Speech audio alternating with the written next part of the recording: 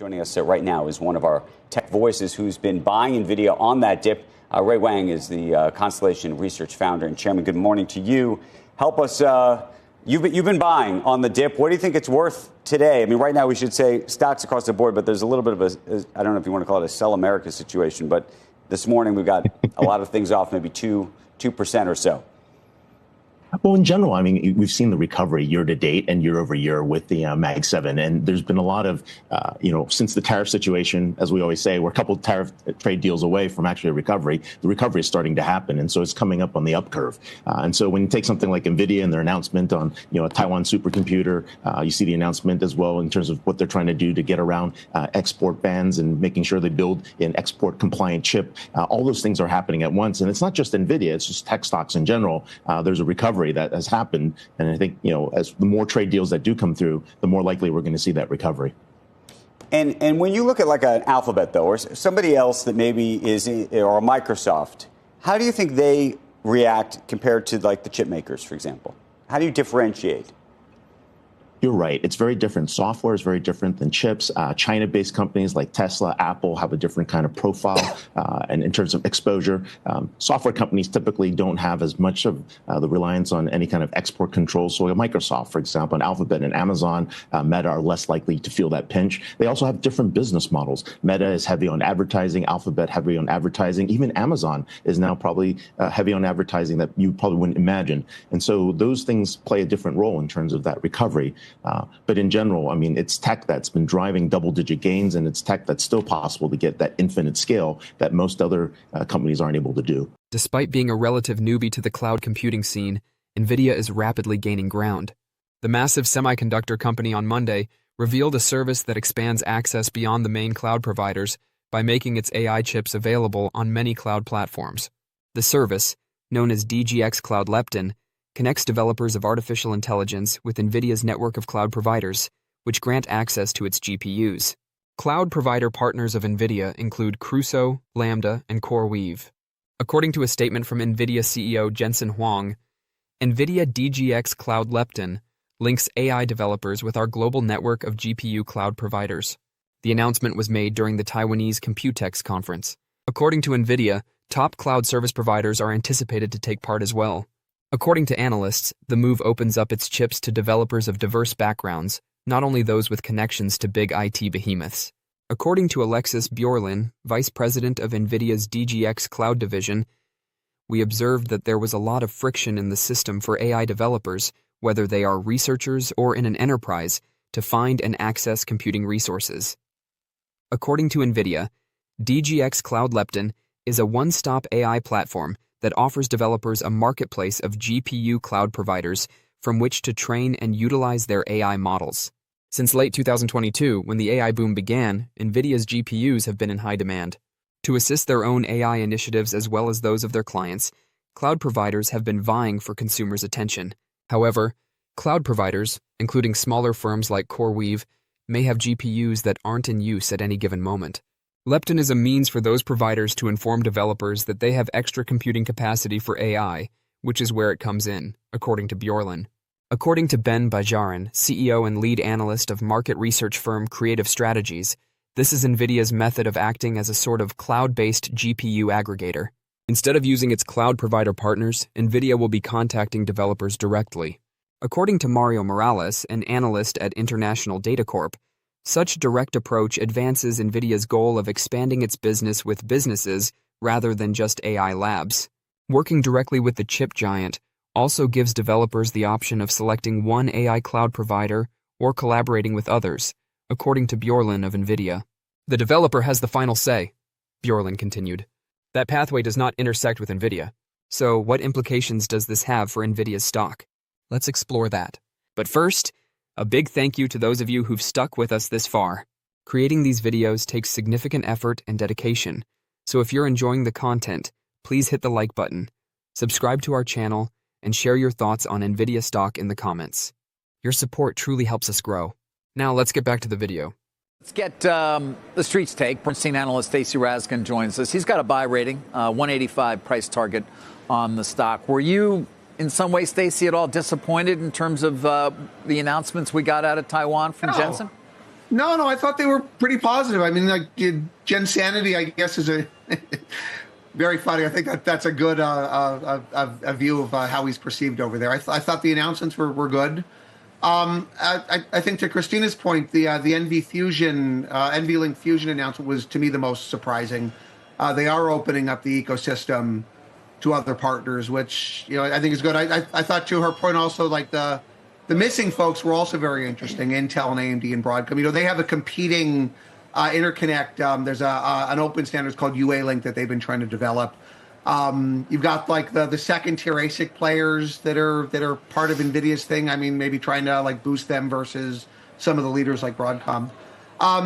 I thought overall, look, he said that the GB200, like the current products are in full production. GB300 is well on its way. That's coming very soon. Bunch of other product announcements. Everything. I thought it was good. And again, the stock is, it's one day, but the stock is outperforming in a down tape today. Like I thought it was good. Yeah, and as Christina just said, obviously very strong week last week. The diffusion rules are gone. Is that the last overhang though, in terms of at least what's going to replace them and whether it still will put up some barriers to their ability to sell? Yeah, so the diffusion rules are gone. So that does remove a near-term headwind because remember they report on the 28th. If the rules went in place like on the 15th as they were supposed to, they would have had to guide with them in place, and that may have caused some issues. It does look like, there was some talk about Trump replacing them with like individually negotiated bilateral agreements, and that does seem to be maybe where we're going, especially with all the announcements out of the Middle East last week. That could be good or bad. I think at least in the near term, as long as you don't have to sign them, to enable NVIDIA to sell, like I think it's okay. But ultimately, it may take time, to negotiate 120 like distinct, bilateral agreements. Personally, I also don't like the idea of tying this stuff to the trade deals, which seems to be where they're going. But there was at least the deals that they signed with Saudi Arabia and the UAE last week were actually quite positive. They were very big. And if we start to see similar deals, elsewhere, I think this can be good. At a minimum, it doesn't look like you're going to be constrained in the near term in terms of what they can sell to the majority of the world. And I think that's a good thing. That was a big worry when we were concerned that the diffusion rules actually would get put into place. Yeah. I mean, given the free cash flow generation, just the size of this company and its ability to sort of outpace its rivals in terms of financials, what are your expectations for moving into new areas that perhaps, and or new products beyond, obviously, the core? Yeah, I mean, look, so NVIDIA's and Jensen in particular have been very good at thinking not just like one quarter ahead. I mean, he's thinking 10 years out, right? And it's very clear that all the success that they're having today is the result of some of the decisions that they've made over the last 5 years, 10 years, even longer. And I don't see any reason for that to change, right? We've seen him build all of the different and build up all the different pieces that he needs to sell these AI factories, these AI data centers. He's moving into other end markets. I think he mentioned PCs a little early. We didn't see another specific AI PC announced, but we did see, they've got this, I can't even remember, it's the DGX Spark or the little workstation that they're selling. So it's sort of a PC form factor. They're moving into there. They're pushing much harder into networking. And now with this Fusion announcement, they're extending the ecosystem out above and beyond what they're just doing on their own. He's not constrained by short-term decisions. Like, this is a company that has both the leadership as well as the resources to continue pushing the envelope and kind of moving the goalpost and making it very difficult for competitors to catch them. I don't see that. I do think it's interesting, Stacey, speaking of competitors, though, with the announcement about the NVLink Fusion, of course, that other companies could sort of link into this infrastructure. I mean, what are the opportunities that Jensen has just opened for potentially competitors here, too? Yeah. Well, yes and no. Look, I figure if like, for example, if hyperscalers are going to do ASICs, they're going to do ASICs anyways. Like, you might as well have some of that rather than none. And I think to the extent that you can be extending pieces of your ecosystem into that space, I think that's good. Again, if you go back to what I said earlier, like if you look at the ASIC partners that have announced, it was players like Marvell and MediaTek. So it's more the second tier guys that are looking to take share. So if he's enabling them to take share and getting a piece of that, I think that's fine. I think it's also interesting, you talked about Qualcomm. So Qualcomm made the announcement with Saudi Arabia last week that they're going to be building AI data centers with them, and they're going to have CPUs. And as of last week, it was a little unclear how their CPUs were going to fit into the broader AI ecosystems they're building up. And now it's a little clearer, right? You can kind of see how they'll fit in with the NVIDIA GPUs that those guys will presumably be building for those data centers as well. So to the extent that Qualcomm was not playing, that there are the opportunities now for other CPU vendors like them to start to benefit from these build-outs as well. Mizuho has raised the price targets for a number of equities linked to AI servers, citing increased supply chain momentum and demand. While keeping an outperform or neutral rating for the entire group, the brokerage increased its target for AMD from $107 to $135, Dell Technologies from $140 to $145, and Supermicrocomputer from $32 to $40. Analysts Dale Guy from Japan and Kevin Wang from Hong Kong participated in Mizuho's quarterly AI server call ahead of the next earnings releases from NVIDIA, Broadcom, Credo Technology Group Holding Limited, and Dell. Mizuho outlined a number of key conclusions from the discussion in a letter sent to clients on Friday. In particular, the broker thinks that Broadcom will profit from robust ramps for custom silicon ASICs through 2026, which will be bolstered by Google's MTIA2 and expected deployments from Apple and OpenAI. Even though capacity may surpass 100,000 wafers, the analysts predict that AVGO CoWoS demand could increase till 2026E. Although Broadcom's price objective remained unchanged, the company reaffirmed its $250 price target and outperform rating. Although the H20 phase-out and slower Blackwell ramp may cause NVIDIA's near-term results to be mixed, analysts are still hopeful about the second half of the year, when the GB200 NVL72 ramps up together with GB200 300 HGX sales. The analysts kept their NVIDIA outperform rating and price target of $168. Additionally noted were tailwinds from President Trump's trip to the Middle East. Mizuho highlighted AMD's $10 billion cooperation with Humane, SMCI's $20 billion partnership with Datavolt, and NVIDIA's anticipated gain from an annual distribution of 500,000 GPU to the UAE. The report said, "We see incremental benefit with President Trump's ME shake-up." According to Wedbush analyst Dan Ives, significant advancements in Saudi Arabia and the United Arab Emirates are driving the Middle East's artificial intelligence infrastructure's explosive growth, which is a turning point for American IT firms.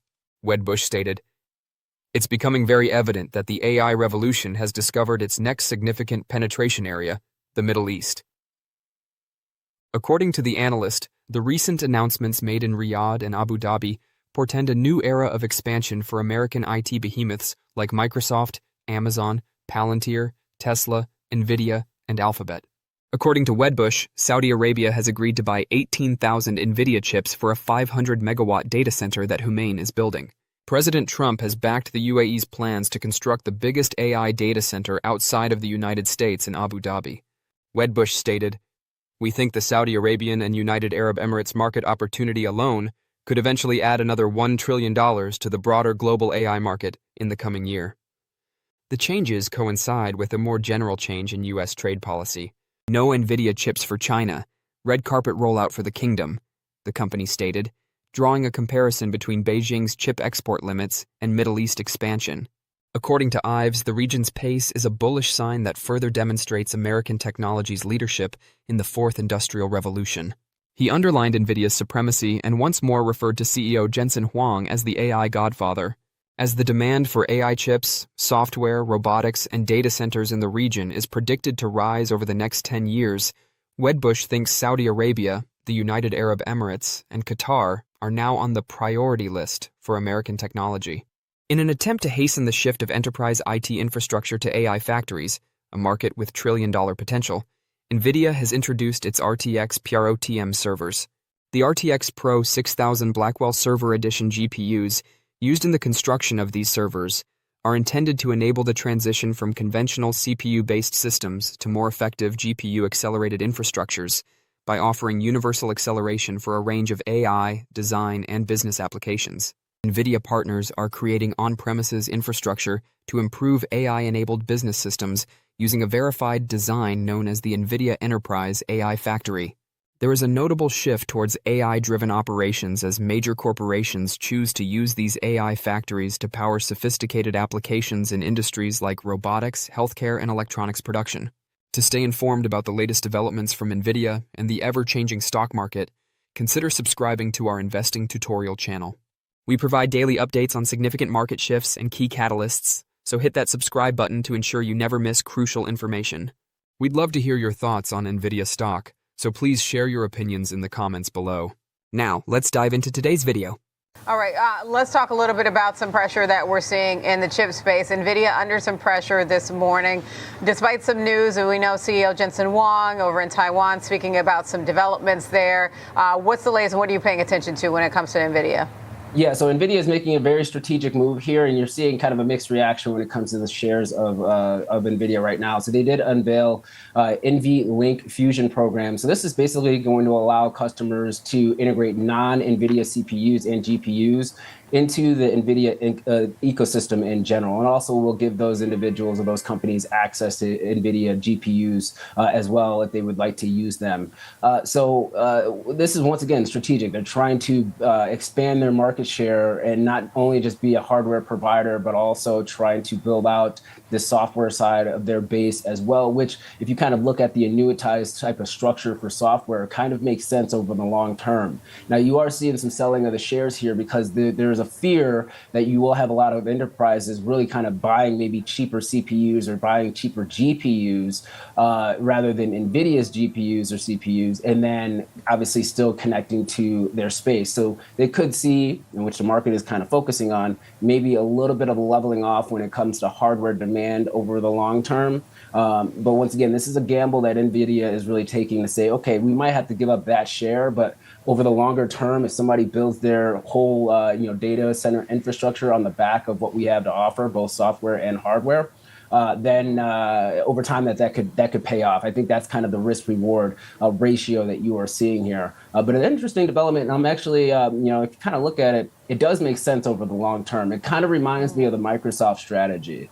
Microsoft, when they came out initially, software, and then they also had the hardware component. But over time, Microsoft said, okay, let's focus on the hardware side because higher margins, and over time, people are going to consume more. And so it's a tough transition, but if it hits the right way, Diane, it's something that could be very lucrative over the next couple of years.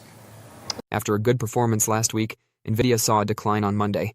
In terms of market capitalization, the stock has already surpassed IT giant Apple. Jensen Huang, the CEO of NVIDIA, stated on Monday that other artificial intelligence chip manufacturers would be able to include their own chips into NVIDIA's system using its standard data center rack architecture. Among the first group of partners were Qualcomm and Marvell Technology. Rival Broadcom was left out of NVIDIA's list, although the company promised to add more businesses. The announcement came following last week's 16% increase in NVIDIA's stock price. Is it time to buy NVIDIA? When the artificial intelligence chip manufacturer delivers its first quarter results on May 28th, NVIDIA's stock will be put to the test. For the current quarter, the company has projected gross margins of 71%, which is less than the 73.5% for the fourth quarter. Based on $43.2 billion in revenue, analysts surveyed by FactSet predict 88 cents in profits per share. NVIDIA shares increased last week as a result of an agreement between the United States and China to temporarily lower tariff rates on one another. However, the news that it will be supplying its AI processors to the Saudi Arabian AI business Humane caused the stock to rise.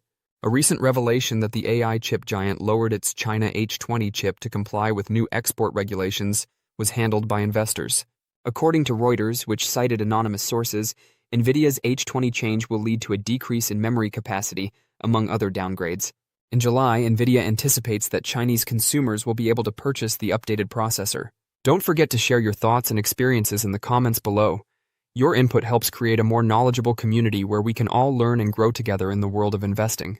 Stay up to date with the latest market trends, insights, and key updates by subscribing to Investing Tutorial. We're here to help you make smarter investment decisions and stay ahead of the curve. And I know the weekend kind of kicked off with this news that's really the headline setting the tone for today. Moody's downgrading the U.S. credit rating.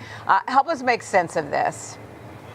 Yeah, we saw this news coming out Friday after the equity close. And actually, if you looked at the E-mini S&P 500, we did see a pretty decent drop post the close here because of this downgrade coming from Moody's. Now, they did downgrade to AA1, which is down from the AAA rating that they previously had. And you talked about how long that AAA rating has been into effect here. They are concerned about the increase in government debt as well as the interest rate payments. And they also make a projection that they could see, or the United States could see, the U.S. debt really kind of with the ratio of debt to GDP actually potentially getting up to around 9% by 2035. That's really the biggest concern. And that ratio is really something that we do focus on when you're looking at sovereign credit. So they are the last of the three to make these adjustments. And we are seeing a little bit of a sell-off here, Diane. But one thing to just kind of note, well, actually a couple of things to note. One, obviously, they're the last one. So we have seen this has been on the horizon. It was a matter of when and not if. And so now we have this event kind of taking place. And the other thing to kind of note, too, and nothing to take away from Moody's, but when you're looking at credit just in general, especially sovereign credit, the market really does focus on the S&P ratings when you're looking at benchmarks. So I'm not really expecting any type of major adjustments when it comes to institutional positioning for U.S. Treasury debt in general, as well as if you're looking at maybe other countries really purchasing our debt. A lot of them probably are not going to base their or adjust their holdings based on what Moody's really has to say. S&P really kind of commands the space when it comes to fixed income products on the sovereign scale. But obviously, this is a situation where the market now may have a little bit of a reason to sell. Last week, we saw a nice little 5% move to the upside here. We've seen a remarkable move since the lows just 4 weeks ago or so. So this could be a reason to take some profits out of the market. And could we see an aggressive move to the downside over the next couple of weeks? It is possible. If you look at the S&P 500 downgrading that we had in 2011, that was actually very aggressive, that move to the downside. And then Fitch last year, or not last year, actually in 2023, that move, the results of that move from peak to trough was around 8% or so. So could we see maybe a little bit more of a move to the downside? Yeah, but I wouldn't hang our hat on what Moody's has to say, and nothing against them. I'm coming from the fixed income space here. S&P Global is really the one that kind of sets that benchmark for a lot of the sovereign credit around the world. So in other words, is your view that in terms of performance, market performance, we may see more similar patterns compared to 2023 versus 2011? Because I remember 2011 being down here and it was a shock. Yeah, so 2011, so if you're kind of looking at 2011, that was a blindsided move. And that's why we saw that substantial reaction to the downside. If you look at the August move in 2023, we did see some selling taking place, but there was also some other dynamics that were in the market at that point in time as well that we have to be mindful of here. This seems more like a reason to sell. Rather than a complete readjustment when it comes to the Treasury market as a whole. If you think about it, institutions usually benchmark their holdings or benchmark their assets to a range of ratings. So they just don't pick one and say, okay, whatever S&P says, this is what we're going to go with. They're going to look at the totality of the three majors and then make their decision. So two of the three majors already moved us down. It's not like Moody's is going to kind of push the needle on the big scale. You're talking about the billions of dollars that actually hold U.S. Treasuries. So it's really not going to make that much of a fundamental difference, even though in the near term, yes, we might see some volatility. You have the 10-year or the 30-year Treasury crossed above that 5% threshold level.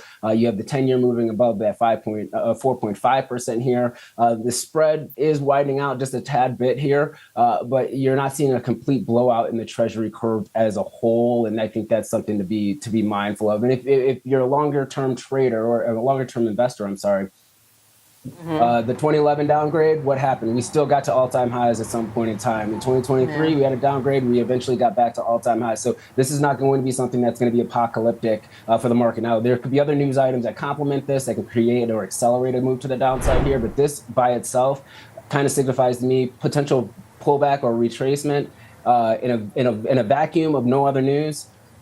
Probably a retracement and then push higher rather than a complete breakdown of this market and reaching new lows in this full cycle. Okay. And then let me ask you then, though, about impact to fixed income. We're looking at, the 10-year, the yield on the 10-year is higher this morning. So we're sitting around 4.5 on the 10-year. But then the 30-year jumped above 5. So how meaningful is that?